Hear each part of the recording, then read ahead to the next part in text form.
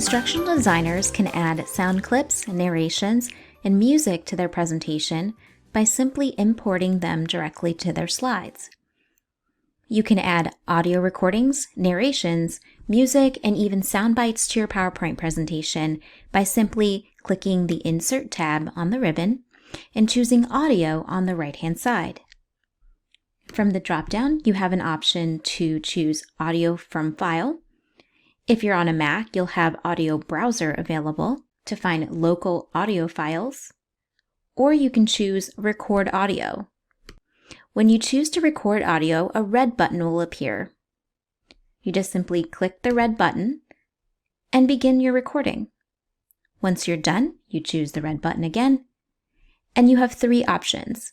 To play the recorded audio, you can stop the recording and click the play button, or you can select discard and re-record your audio clip. Your audio clip can be added just simply by clicking Insert, and you'll notice there will be an icon added to your slide. You can move that icon anywhere you'd like, and you can also play the audio recording directly from there. If you'd like to make adjustments to the way the audio is played, you can simply choose the playback options that will appear when you click on the icon.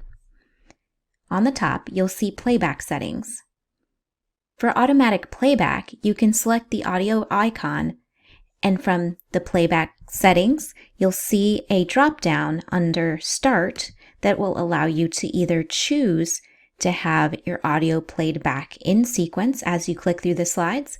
You can have it play automatically, or you can have it play when you click on the icon.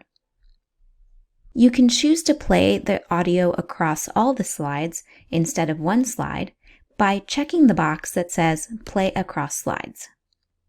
You can choose to also have the audio loop until the presentation stops by checking the box that says Loop Until Stopped. You can also choose to hide the audio icon during the show by checking the box that says Hide During Show, and this icon will no longer show up. To have the audio play continuously across all slides in the background, select the Play in the Background button. This is a great option if you're adding something like background music, perhaps to your presentation. If you'd like to trim the recording that you created, simply click Trim Audio, and you can choose the sliders to trim your audio. Choose Trim, and those changes have been saved.